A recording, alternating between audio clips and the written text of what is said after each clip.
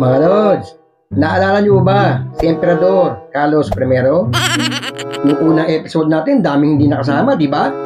Hindi naman kasi makakasama yun kasi nasa convention sila sa New York. Marami silang matindon. Kaya ngayon, sila naman ang ating ikikwento. Alam niyo ba sa convention na yan, may nangyaring gulo dyan.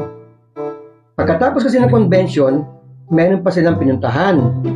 At eto ang istorya. Merong matandang admiral na nagiya sa bar. Inilibi daw niya ang mga tropa. Ang bar na yan ay ang Havana Club. Yang Havana Club na yan, 1924 pa, andyan na yan. May mga Pilipino na kasama sa bar na yan. Kasama dyan si Generoso, na isang matador sa slaughterhouse.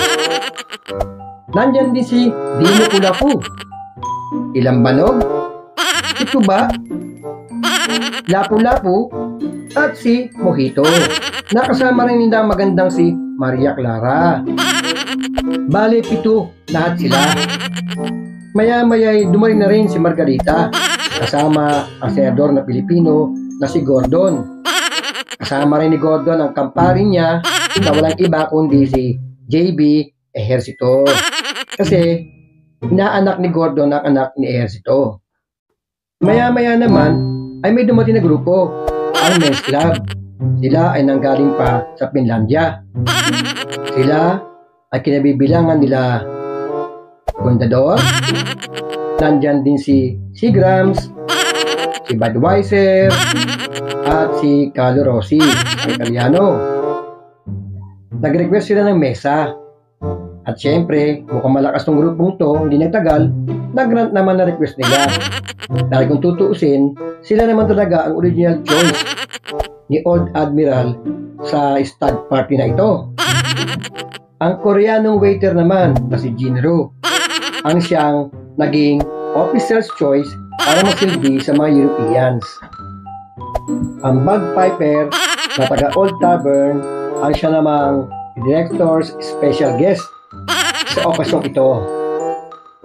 Pagdating ng 8 a.m., may isang mayaman na dumating.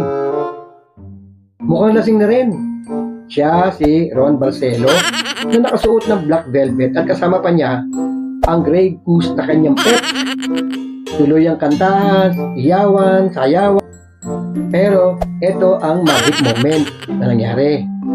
Habang nakikinig sila sa kantang Band of Roses ni Bon Jovi, ay mukhang na Royal Challenge itong si Ron Barcelo sa mga grupo ng mga Pilipino. Ayon sa kanya, ay nagbura daw ang mga ito. Pero pinaliwanag nila na hindi naman sila nagbura. Sila ay sumigaw lamang sa waiter at umo-order sila ng tangkeray, hindi tangina. At doon nagkainitan ang dalawang grupo. Nagalit si Ron Barcelo at kumuha ng bote ng BAT 69 at ibinato sa grupo ng mga Pilipino. Siyempre, gumanti naman ng mga Pilipino at binato rin sila ng bote ng Imperial Blue. Nagkarambulan na hanggang itong si Ron Barcelo ay kumuha ng 45 at namaril na ng namaril at samang palad tinamaan itong si Maria Clara.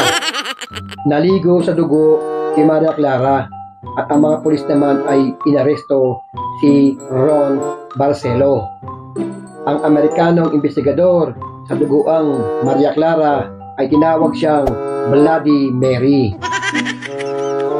Nalungkot ang mga tao sa pagkawala ni Maria Clara. Pero teka, mukhang may milagrong nangyari. Si Maria Clara ay nabuhay at naging zombie!